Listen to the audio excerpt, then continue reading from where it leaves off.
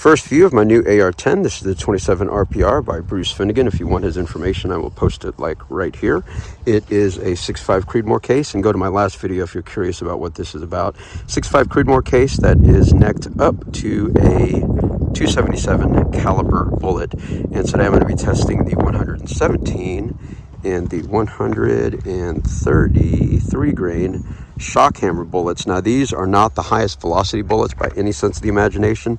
It's got a very bold nose up here, so it runs into the lands real quickly. So the bullet's seated really deeply, and I'll take a picture of the 117s and the 133 so you can see how far that bullet's seating down into the case.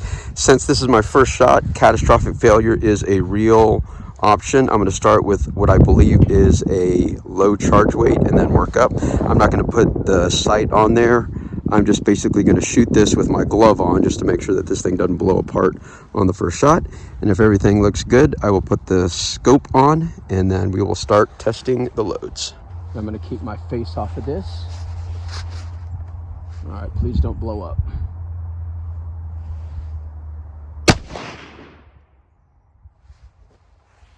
Oh, and I don't have a gas block, so it's not going to cycle. That actually looks hot already. Safety. I'm just guessing on the scope, so we'll see if it hits anywhere near that target. Not bad, 1 FPS spread. It definitely splashed high right up there. That's probably a good, I'm gonna guess, 1.5 feet up, so I'll use the top reticle to aim at the target.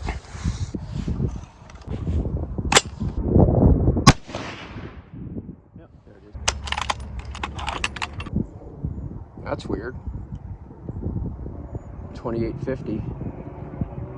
Man, that primer looks better than the 40. I was always told you could always go too low, and I think that's what happened with the first two.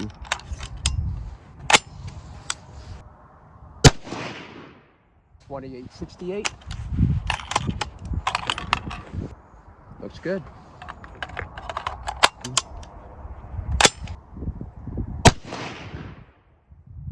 Ooh, I wasn't expecting that velocity. That's a flat primer. Yeah, we'll stop there. This was first, second, and third. Still wide, but literally that's the first, let's see, 1, 2, 3, 4, 5 shots out of the barrel. We still got a little bit of tuning to do with it, but pretty happy with those velocities. Thought I would show you the difference between the parent case of the 27 RPR, which is a 6.5 Creedmoor, and that's this case here on the right. Many of you are familiar with that caliber. And this is the fire formed blown out 27 RPR.